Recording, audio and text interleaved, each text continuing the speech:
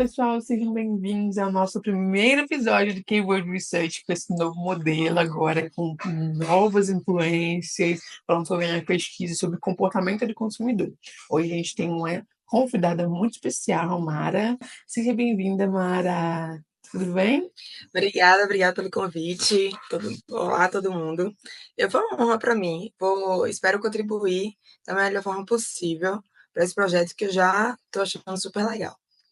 Muito legal. Gente, vou começar fazendo algumas perguntas. Mara, você pode contar um pouquinho sobre quem você é, sobre o seu perfil, como que você começou a ser influenciadora?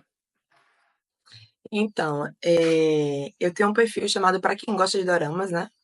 E esse perfil eu comecei a caminhar com ele em 2019, mas eu já assistia dramas desde 2015. Entrei nesse mundo justamente por causa de uma amiga minha, que todo dia falava que eu tinha que assistir algo novo que ela tinha descoberto, né? Que seria, então, os dramas asiáticos. E que ela estava apaixonada por um ator asiático que ela nunca imaginou que ela pudesse gostar. Na época, é o Lee Min-ho. E ela falou, você tem que conhecer ele, você tem que conhecer ele. E aí eu fiquei de férias e eu tá, olha, eu não vou viajar, não tô fazendo nada, vou dar uma chance. Aí eu assisti um drama chamado Personal Taste, né? É um drama bem antigo, acho que 2009, 2010. Muito tipicamente coreano, tanto na sua estrutura quanto no enredo. E aí eu achei, isso aqui é bem interessante. Tem uns exageros aqui, uns gritos ali, um choro acolá, mas parece interessante. Aí eu já embarquei diretamente no dia seguinte para o segundo drama, que foi Boss Over Flowers. E aí eu passei um final de semana assistindo e disse, olha, eu gostei disso aqui, vou virar dorameira, que na época foi quando eu comecei a pesquisar. E aí eu passei os primeiros anos, né, eh, só assistindo, só compartilhando minhas impressões em grupos de WhatsApp, com amigas presencialmente, até que eu cheguei e pensei assim, olha, tá pouco para mim, eu quero compartilhar mais as minhas impressões em outro lugar. Na época, quase não tinha perfil no Instagram para falar sobre dramas, tanto páginas quanto influência no Instagram era muito pouco. No YouTube já existia algumas, mas no Instagram não. E aí eu comecei. E eu lembro que foi no finalzinho de 19, e aí foi logo um pouco antes da estreia de Pousando no Amor, que eu comecei a compartilhar essas impressões. E aí, quando chegou a pandemia em 2020, foi o grande boom, né? Entre março em diante. E aí muita gente começou a conhecer, mas foi muito legal para mim ver esse antes desse boom, né, de quando eu ainda era apenas dorameira, depois começando a criar, e depois, já de 2020 com a pandemia. E de lá para cá, eu compartilho as minhas impressões, faço indicações de dramas, fiz lives na época da pandemia, até então criei o clube do PQGD para a gente acompanhar semanalmente um drama, a gente assistir, comentar, enfim.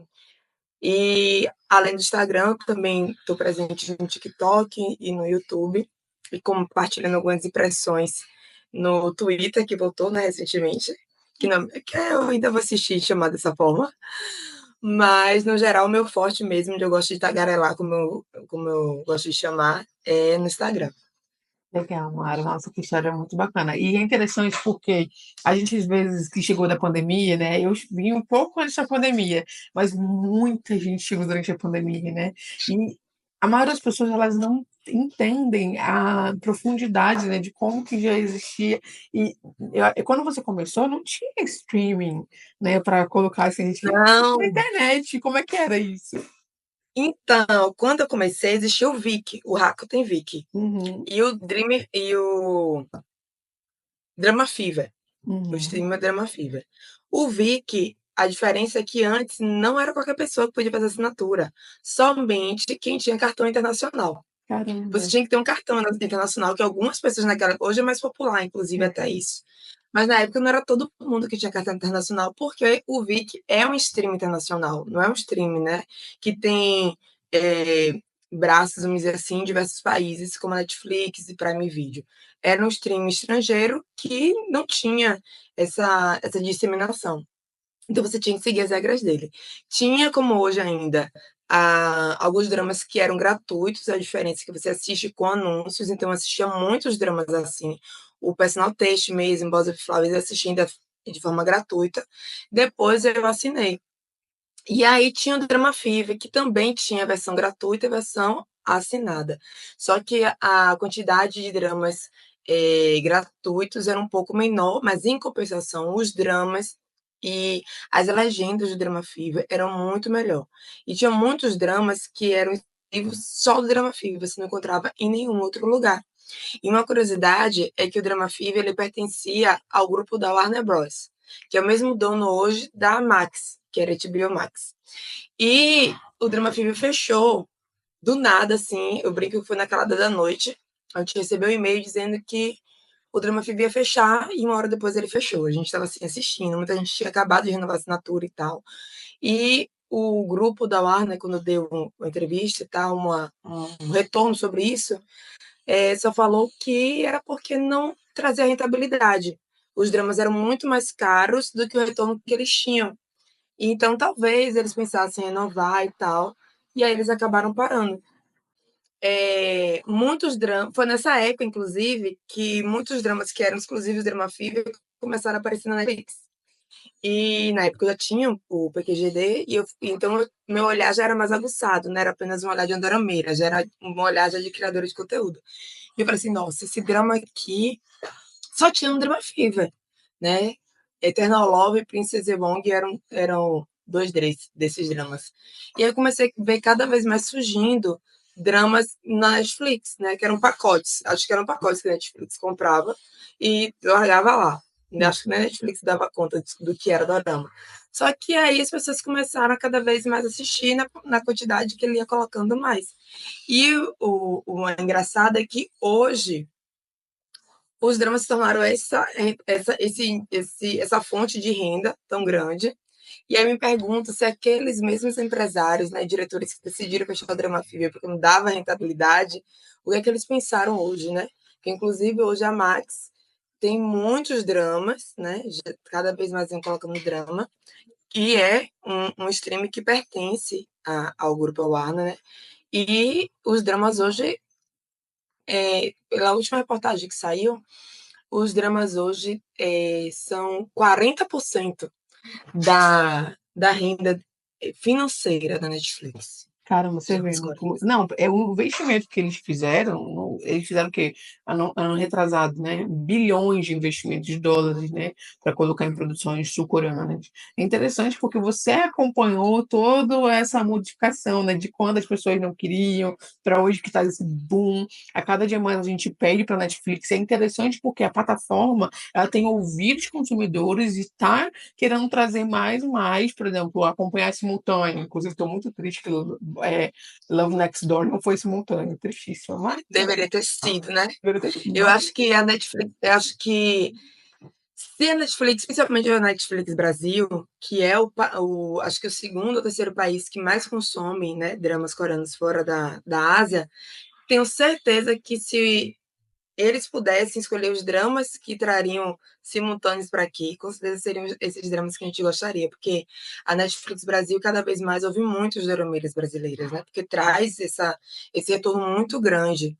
E você percebe que os dramas que estão sendo escolhidos para ser simultâneo, para fazer esse novo teste, vamos dizer assim, não são os dramas comerciais, vamos dizer assim, não são os dramas que notoriamente fariam mais sucesso, como agora esse Love Next Door, que chegou aqui como Amor Mora ao Lado, né? Chegou aquele da família, acho que é uma Amor Tá de Volta, né? Que veio sim. simultâneo, que muitas pessoas chegaram a acompanhar, na verdade, né? Mas não foi o boom que com certeza seria se fosse o Amor ao Lado, com Sim, certeza. porque esse da família, ele foi um drama totalmente diferente do que a gente está acostumado. Super-herói, são personagens mais intensos, né? Não é aquele que agrada a todos os públicos. Porque nem todo mundo gosta de drama de efeitos especiais, que tem super-herói, poderes, né? Então, realmente tem que ser estratégico para entender o que é que é mais popular para colocar o que for simultâneo, né? Você tem razão. Sim, E, sim, Mara, sim. tem uma curiosidade, que é aquilo que a gente fala na pesquisa, que eu tenho falado muito no meu papel, no meu TCC. O que que mudou na sua vida depois que você começou a assistir K-drama, que você começou a ouvir K-pop? O que que começou a mudar? Então, é engraçado, porque eu comecei a ouvir K-pop um ano depois que eu já estava no mundo dos dramas, né? Uhum. Eu fui apresentada ao BTS por uma casa. Uma amiga de um grupo do WhatsApp de Dorameira jogou uma foto, por engano, do RM, que é o líder do BTS, no grupo, porque ela estava conversando na parte com uma amiga privada, e eu enviei uma foto para ela e enviou no grupo. E aí todo mundo queria saber quem era ele. E aí ela acabou tendo que explicar, e aí indicou algumas músicas pra gente ouvir para conhecer o grupo, isso no finalzinho de 2016. E eu acabei conhecendo. Então, amei e virei ARMY desde então. Depois eu fui conhecendo outros grupos. Então, assim, é muito antes e depois a minha vida antes dos dramas. Foi gradativo, o quanto foi ingressando alguns costumes e hábitos, mas hoje eu vejo que eu era uma antes e depois. Primeiro na questão da alimentação, né? Eu não comia comida asiática, independente. Primeiro, eu não conhecia comida coreana, a única comida asiática que eu conhecia era comida japonesa, né? Sushi, que é o mais tradicional que a gente conhece lá de cá. E no máximo yakisoba, que ali é uma comida mais indo para a China. E a coreana eu não conhecia. Mas ainda assim, as que eu conhecia eu não costumava comer. E de tanto ver os dramas, que esse é um grande diferencial para mim, que me chocou quando eu comecei a assistir os dramas, que é o quê? Nas novelas que a gente cresceu assistindo, as pessoas fingiam que comiam, né? Tinha toda aquela comida nas mesas e eles fingiam que estavam comendo, era tudo muito cinematográfico. E os dramas não, eram comidas de verdade, eles comiam mesmo nas cenas que eles estavam comendo, que os personagens estavam comendo. E eles E comem fazendo aquela então, cara de tão gostoso, né? e tava tudo muito bom sempre. Eu voltei a comer lamen, né, que a gente chama aqui de miojo, e eu falei assim: "Mas eu não posso parar por aqui". E aí eu comecei a comer comida asiática. Comecei a provar cada vez mais e gostar de comer comida japonesa, chinesa e conhecer comida coreana. Aqui em Salvador tem um restaurante coreano, e aí eu fui conhecer. Quando eu fui em São Paulo também eu comi outras comidas que não tinham comida aqui ainda. Sem falar nas comidas que eu passei a fazer em casa, porque eu comprava pela internet, né, os produtos e aprendia e comecei a fazer. A bebida também, o soju, que é algo que eles bebem muito, eu tinha muita curiosidade de beber, e eu já bebi algumas vezes, já provei. Então, assim, hoje entrou no meu cardápio alimentar, vamos dizer assim, não é com frequência, porque não é tão fácil encontrar e o valor também ainda é um pouco mais alto do que a comida de outras nacionalidades, mas é algo que eu já coloquei na minha vida. A dança e a música, com certeza, eu tenho várias playlists, eu tenho playlists de K-pop para malhar, de K-pop para limpar a casa, de K-pop para relaxar, sabe? E de OX, né, que são as músicas, né, o soundtrack original dos dramas. Eu tenho também playlists, inclusive algumas eu compartilho no PQGD em alguns quadros. Inclusive, gente, tem os É, destaques, né, no seu perfil, né, de playlist.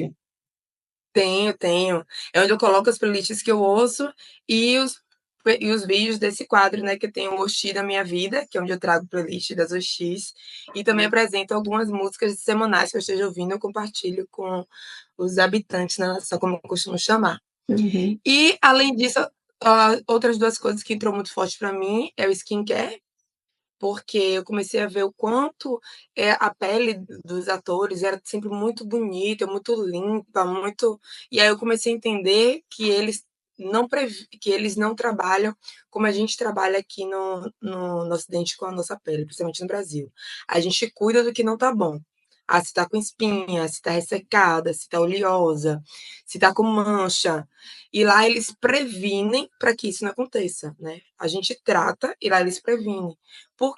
Ou seja, desde muito novo eles usam hidratante, eles lavam o rosto, têm vários cuidados, usam protetor solar.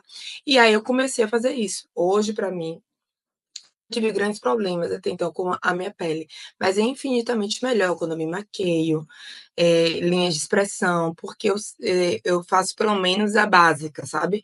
Lavo o meu rosto, de manhã e de noite, lavo com sabonete diferente do sabonete do corpo, protetor solar, hidratante, Completíssima skincare. completíssima. E por último, a roupa, né? E é Uhum. muito curioso porque a gente tem um clima bem diferente do clima asiático, né? Uhum. Principalmente para mim, que moro na Bahia, aqui é dividido em duas estações, né? Calor e frio. A gente chama. Aqui também. Não é nem verão e inverno, é calor e frio.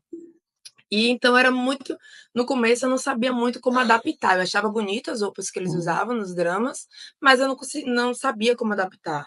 E aí, com o tempo, né, nesses quase 10 anos assistindo, eu já consigo fazer. Tenho algumas roupas inspiradas em dramas, inclusive fechei já parcerias com algumas empresas de roupa, e aí eu já consigo colocar aquelas sainhas de pregas com um cropped e eu aí passar no domingo aqui, entendeu? Se tiver no frio, dá para usar uma calça moletom, um macacão jeans com uma camisa, uma t-shirt, inclusive eu uso muito oversize hoje em dia, né? Que é uma camisa t-shirt mais solta, Uhum. calças um pouco mais soltas. Mas, assim, nos 4 principais pontos da minha vida, que é música, comida, cuidado com a beleza e moda, todos eles foram influenciados pela cultura asiática, não tem como não ser. E você consegue, ver que as pessoas que não estão nesse ciclo, que elas repararam isso e elas comentam sobre isso?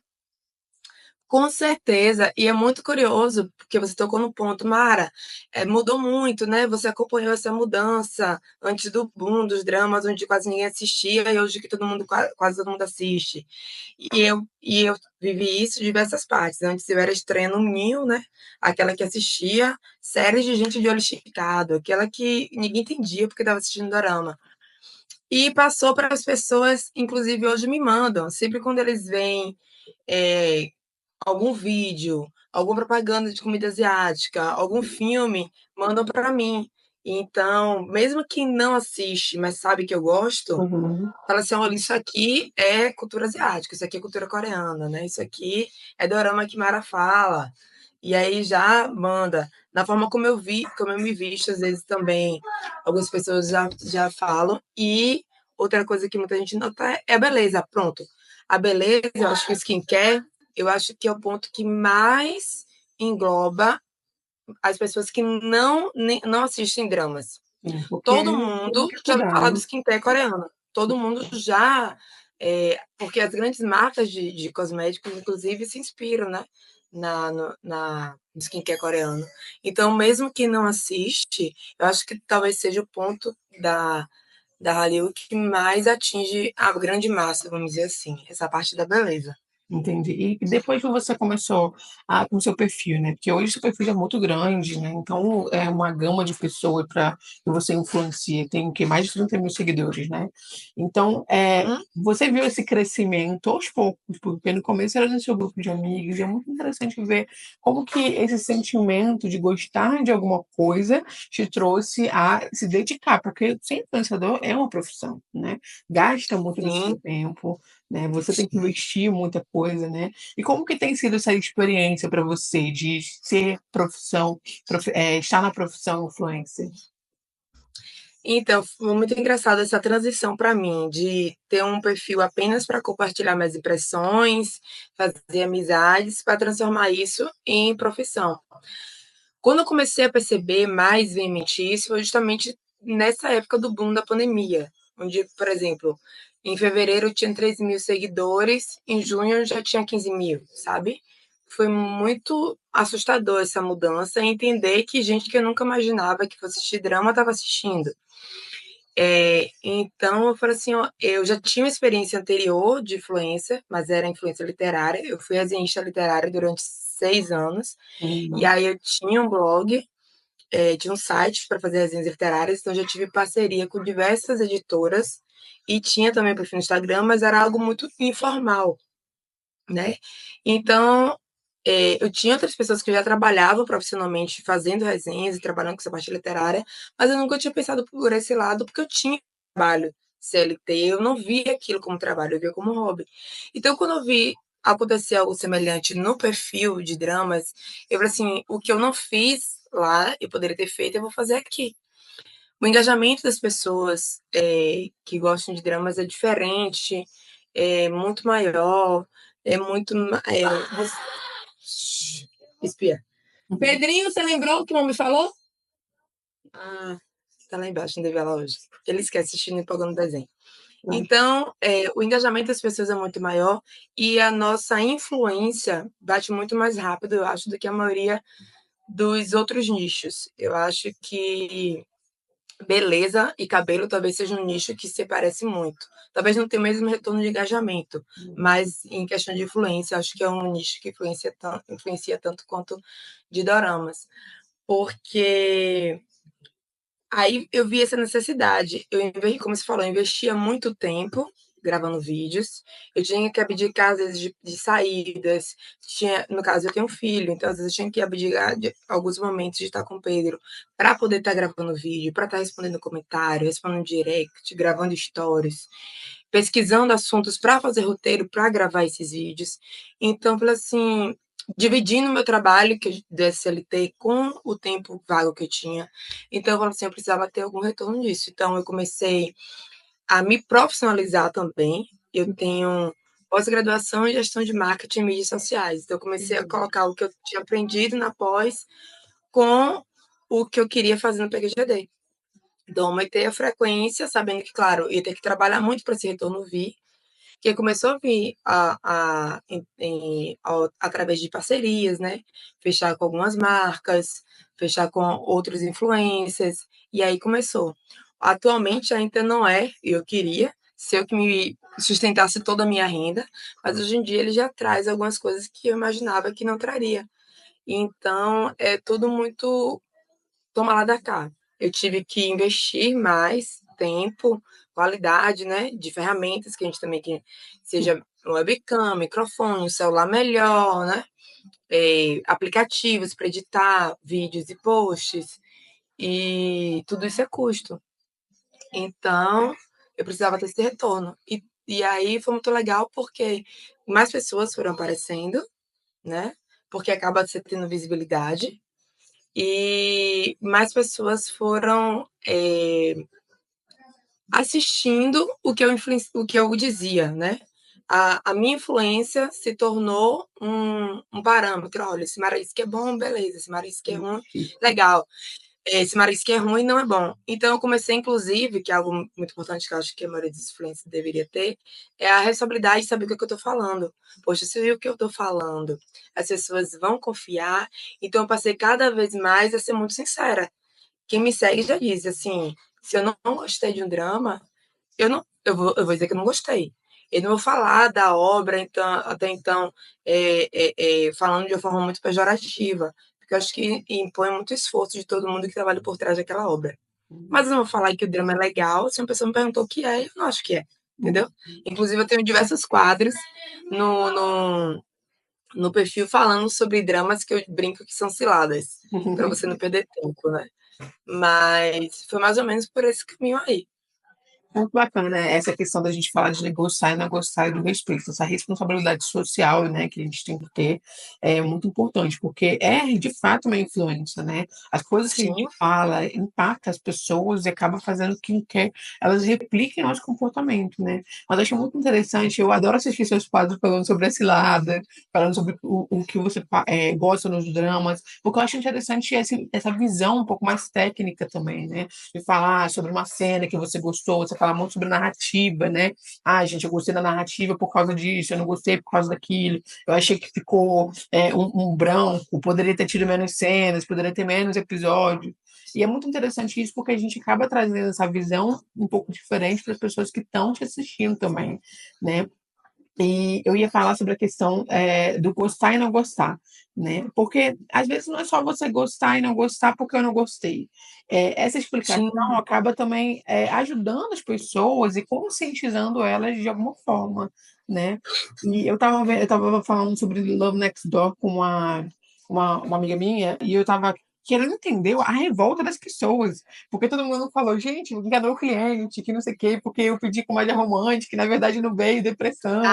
sim, E aí eu tava falando, mas como assim, gente? Mas toda comédia romântica tem um momento de pico. E que nesse momento de sim. pico a gente vai ter esse choro, essa depressão, para poder depois vir todo aquele romance, aquela, né? E geralmente a comédia romântica, as estruturas funcionam assim, né? Tudo Sim. zoeira, brincadeira, tudo no começo, aí vem o pico de depressão e depois volta para aquele momento de alegria, né? Felicidade para fechar o enredo, né? Porque a cultura da gente é muito diferente da cultura asiática. E muitas vezes me perguntavam, porque eu, baiana, gosto de algo que é tão distante de mim, né? Que é algo tão diferente. E, principalmente, eu acho a Bahia, mais do que a maioria dos outros estados, um estado que tem uma cultura muito forte. É uma cultura muito forte da comida, né? Tem muitas comidas típicas da Bahia. É uma cultura muito forte com a música, né? A musicalidade da Bahia é muito forte.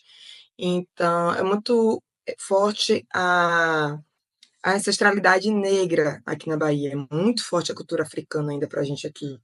Então, eu, baiana, preta, cabelo crespo e gostando de algo que é do outro lado.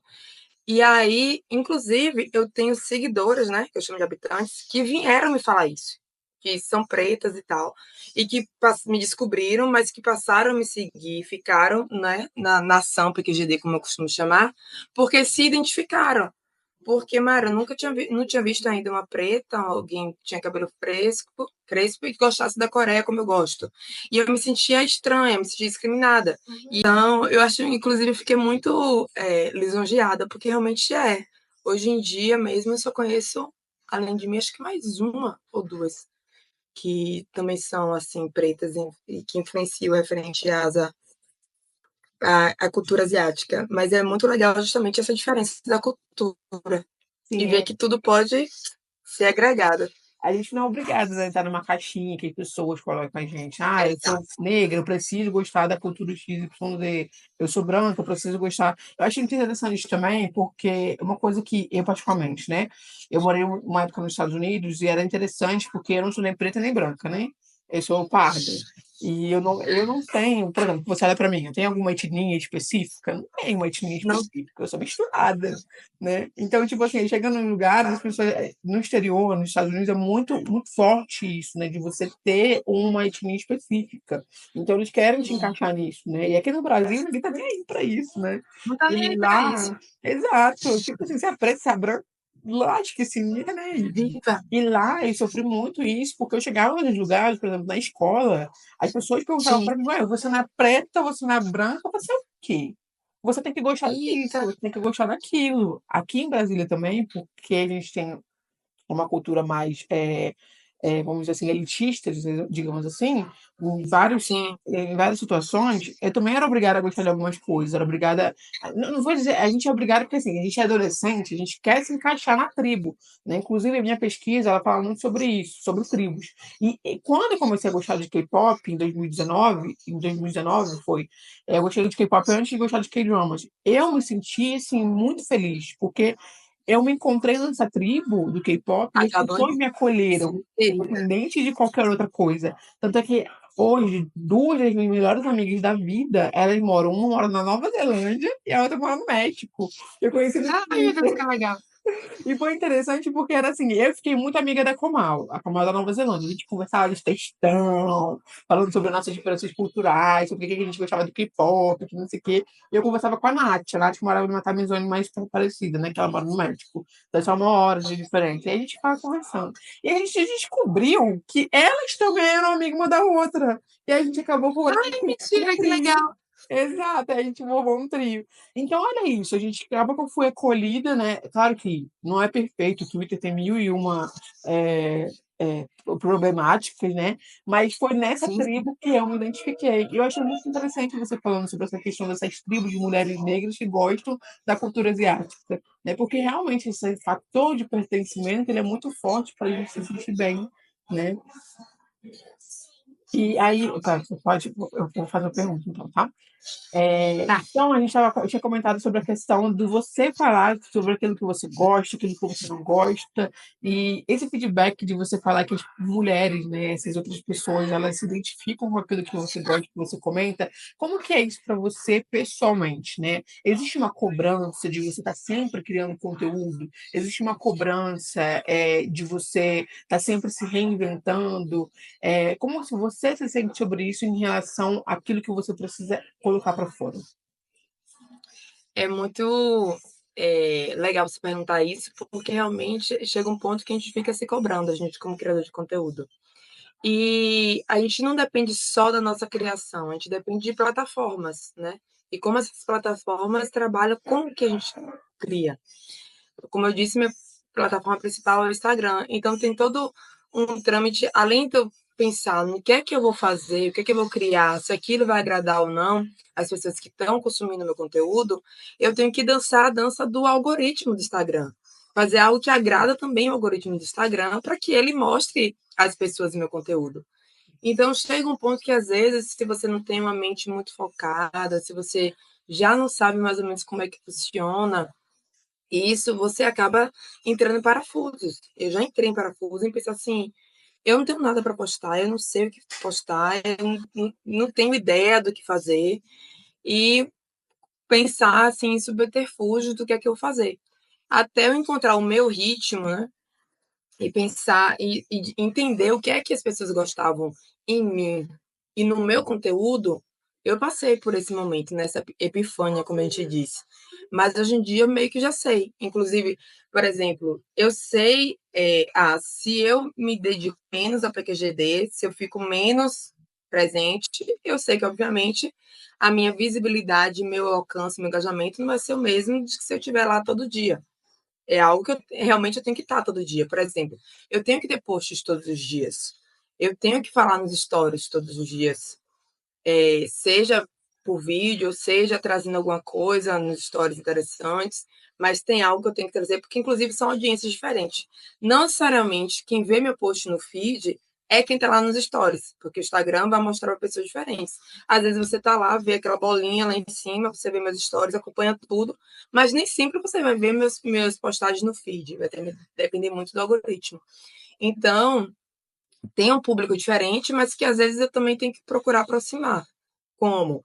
Eu faço uma postagem no feed e digo, eu vou comentar mais nos stories. Ou então, se eu estou lá nos stories, eu digo, mas saiu aquela postagem há poucos instantes no feed. E aí eu vou tentando aproximar as duas audiências. Mas como é que eu faço meu conteúdo hoje? Tem duas coisas, tem duas linhas principais. Primeiro, o que está em alta, né? Aquele drama que está em alta, aquele assunto que está em alta, aquela música ou grupo que está em alta, aquele programa de TV que eu não está vendo. E a outra linha é o que eu assisti e eu quero contar. Uhum. Seja drama novo ou seja drama antigo, porque inclusive eu tenho um quadro chamado TBT PQGD, onde eu trago indicações só de dramas antigos na quinta-feira. E isso começou porque eu vi que tinha necessidade justamente dessas novas darameiras, né, dessa nova nação, assistir dramas antigos também, para entender a real essência dos dramas asiáticos. Por que é que a gente chegou até aqui? Eu sei que nem todo drama envelheceu bem, como eu costumo dizer, que traz temáticas que naquela época que ele foi lançado era aceitável, hoje já não seja tanto, mas tem muitos dramas que ainda hoje é muito legal de assistir. Então, eu trago resenhas em vídeos, mais especialmente em vídeo, de dramas antigos ou de dramas mais novos que eu assisti. Então, eu geralmente trago essas duas linhas nos meus conteúdos, e aí eu destrincho, vamos dizer assim, né? E às vezes eu trago uma cena marcante daquele drama antigo, eu trago a resenha completa, ou eu trago um post sobre dramas daquele ator que está no drama que está em alta. Por exemplo, você citou Love Next Door. E aí eu trago um post falando sobre os dramas do Rein, sobre os dramas da Somin, porque quem está conhecendo eles ali agora naquele drama vai querer provavelmente ver outros trabalhos deles. Então, basicamente, é isso. E uma outra linha que não é tão frequente, mas é importante para mim, porque foi algo que eu decidi seguir no PQGD, que é uma linguagem minha, é a linguagem didática. Como eu sempre tenho muito dorameira novo, eu procuro sempre trazer posts ensinando, posts apresentando. Então, eu tenho muito post de dramas que você encontra fora da Netflix e outros streams. Dramas chineses para quem nunca assistiu drama chinês. Dramas coreanos para quem cai de paraquedas em algum drama Netflix. Eu sempre procuro trazer muito esse tipo de post.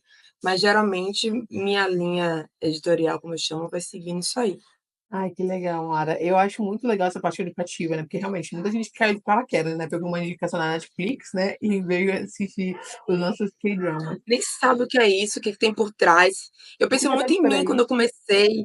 Eu ficava, meu Deus, que multiverso é esse aqui, sabe? Era muita informação acontecendo ao mesmo tempo. E hoje, que já tem muito mais streams, né? Muito mais doramas sendo lançados simultaneamente, então informações é muito maior. Então, muita gente fica perdido. Muita gente assiste, inclusive, dorama ainda hoje, sem saber que aquilo é dorama. Era só uma série que eu vi na Netflix, de asiática, porque reconhece pela etnia, mas que nem sabe que tem aquilo ali por trás.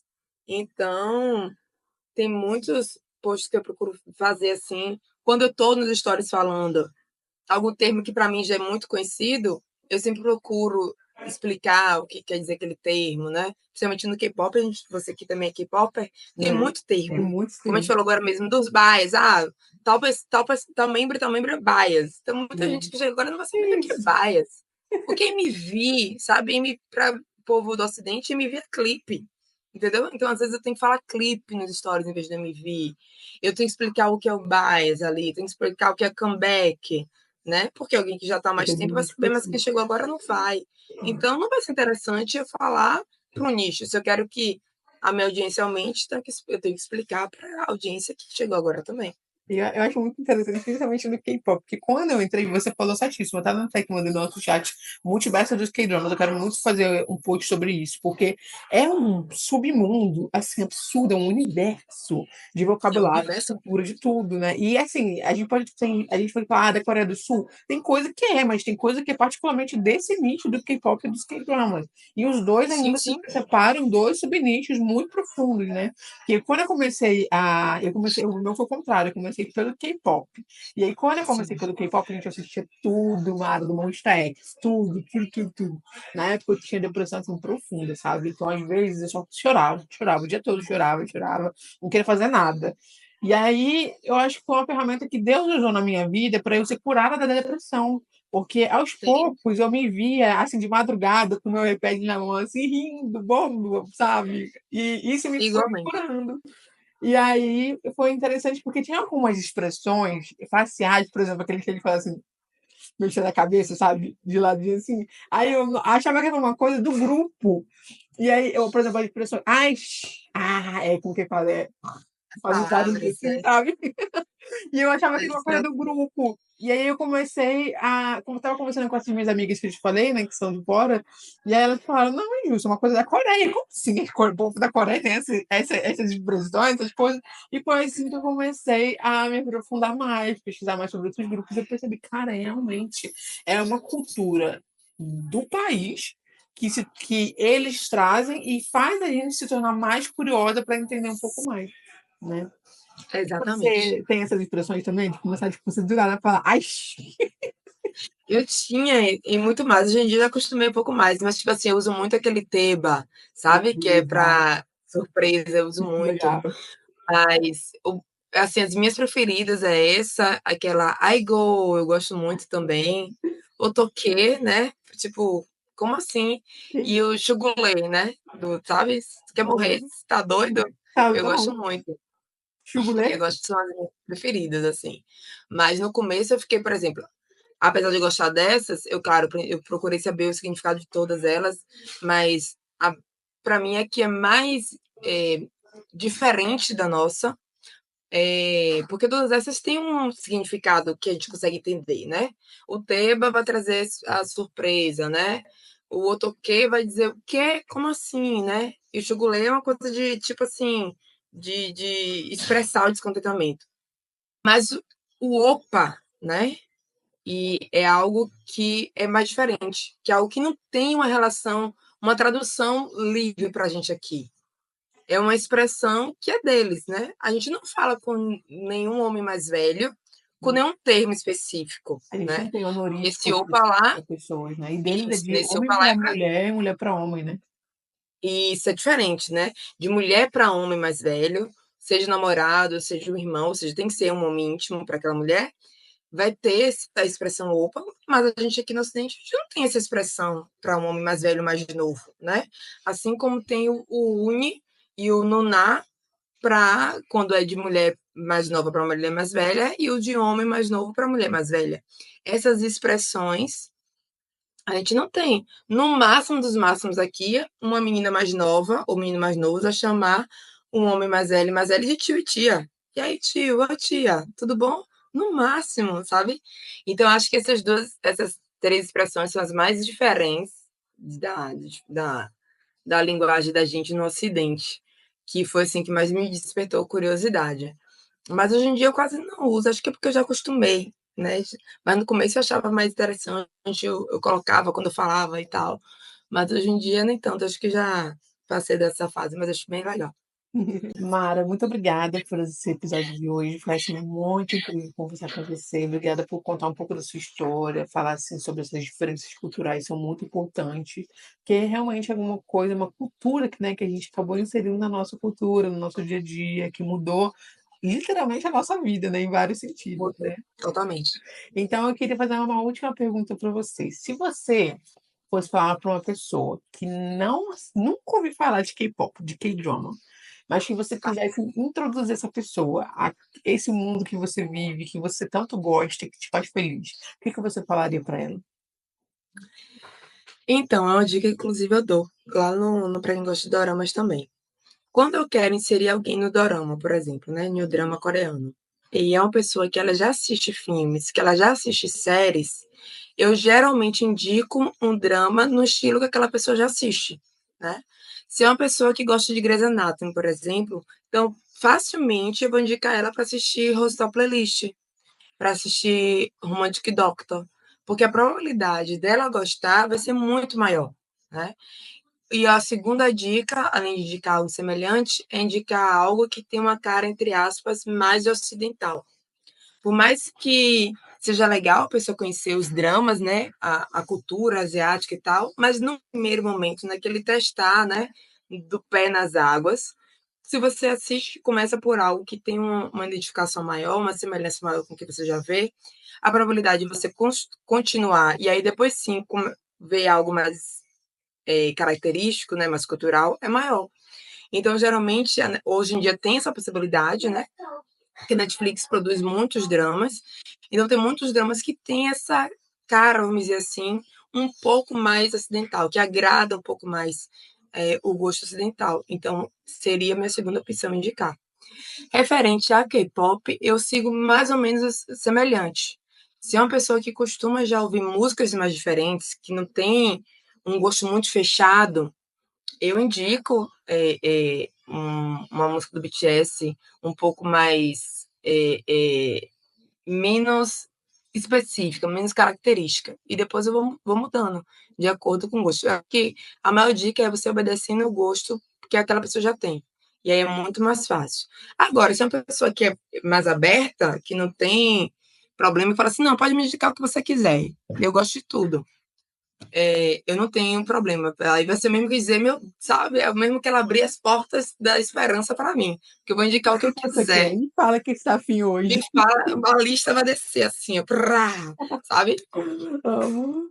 Um exemplo mesmo, rapidinho, a minha irmã, ela não é dorameira, mas ela tem uma mente muito aberta. Ela assiste doramas, ela assiste séries turcas, ela assiste séries mexicanas, italianas, ela não tem problema. Se eu disser para ela, claro, isso aqui é bom, ela vai assistir. Legal. Se for bom, Então, ela quer. se for bom, ela quer, entendeu? Legal. Mas, no geral, eu sigo essa linha. E agora, eu falei que era a última pergunta, mas eu só tenho mais uma, prometo. Tá. Mas um conselho que você dá em relação à conscientização, né? Principalmente nessa diferença cultural, porque às vezes eu acho que a gente acaba se perdendo um pouco, né? Quando a gente entra num universo muito específico e acaba meio que. É uma bolha que a gente acaba entrando, né? Então, qual o conselho que você daria, principalmente para adolescentes e jovens, né? Que às vezes acabam se perdendo um pouco, né? Num universo muito específico. Na verdade, meu conselho vai ser para jovens, mas vai ser para as mulheres mais velhas também, porque eu acho que os dois universos precisam de conselhos. Eu acho que para as mais jovens adolescentes pega um pouco mais no ponto do K-pop. Eu acho que é muito legal você gostar de um grupo, gostar de membros que fazem algo que fazem bem para você, né? A forma que os membros de K-pop se comunicam com os fãs é diferente do Ocidente, então é algo realmente mais próximo, mais íntimo. Então é inevitável você cair naquele mundo do K-pop. Mas você não pode esquecer o seu mundo à volta. Você tá, principalmente se você é jovem adolescente, você está vivendo uma fase que não vai voltar, e uma fase muito legal de viver. Então é muito interessante você encontrar pessoas que gostam das mesmas coisas que você, mas é muito legal também você não deixar de conviver com sua família, de ir na praia, de ir na livraria, de tomar um sorvete, um lanche, e não esquecer que você não vive na Coreia, apesar de gostar de algo culturalmente da Coreia. Eu acho que é algo muito importante. E para as pessoas mais velhas, principalmente as mulheres, os dramas são ficção. Os personagens são de mentira. Por mais que culturalmente tenham semelhanças com, principalmente com os homens asiáticos, algumas coisas que acontecem naquelas séries, a gente tem que entender que existem pessoas boas e ruins, de caráter bons e ruins, em qualquer nacionalidade. Então, você não acha que se você for para a Coreia, para a China, para o Japão, você vai encontrar um personagem, um protagonista de dorama, porque você não vai. Você vai encontrar homens legais, mas você vai também encontrar homens que não vão ser legais. Por mais que culturalmente os homens asiáticos, principalmente os coreanos, tenham uma facilidade em se expressar, uma não tem problema com a masculinidade dele em questão de roupas, de cuidados, que, por exemplo, a gente tem aqui no Brasil, né, que o homem tem essa visão machista de que tem coisas muito definidas que o homem não pode fazer, mas em compensação você vai encontrar homens que também não são legais. Então, assim, consumam os dramas sabendo o que é realidade, o que é ficção, sabe? Não vão ao pé da letra, não vão defender aquele ator com unhas e dentes, porque ele é um ator, ele é uma pessoa, ele não é o personagem do drama que você assistiu, porque você vai acabar talvez perdendo essa noção da realidade que talvez hoje a gente com mais idade já não seja tão legal, tão permitido ter, né? Porque tem todo um outro universo e uma vida real por trás. Obrigada, Mara, pelo esse conselho. Realmente, todo mundo precisa lembrar disso. Às vezes a gente cai nesse modelo, é perigoso. Mas olha, obrigada por compartilhar um pouco sobre a sua experiência, sobre a história. Compartilhe seu Instagram para quem ainda não conhecer, ter essa oportunidade.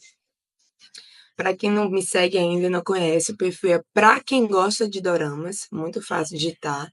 Às vezes, quando você digita já a palavra dorama, o perfil já aparece logo. E aí você vai ser muito bem-vindo, bem-vinda à minha nação PQGD, como eu costumo chamar. A mesma tagarelice que você viu aqui, as informações que eu trouxe aqui no podcast, você vai ver lá no perfil, com ótimas indicações também. Então, espero que tenham gostado do nosso bate-papo, do que eu trouxe aqui para vocês ouvirem. E até uma próxima. Até o próximo episódio, pessoal. Muito obrigada. Siga também aqui o English no Instagram. E a gente se vê no próximo episódio. Um beijo. Tchauzinho.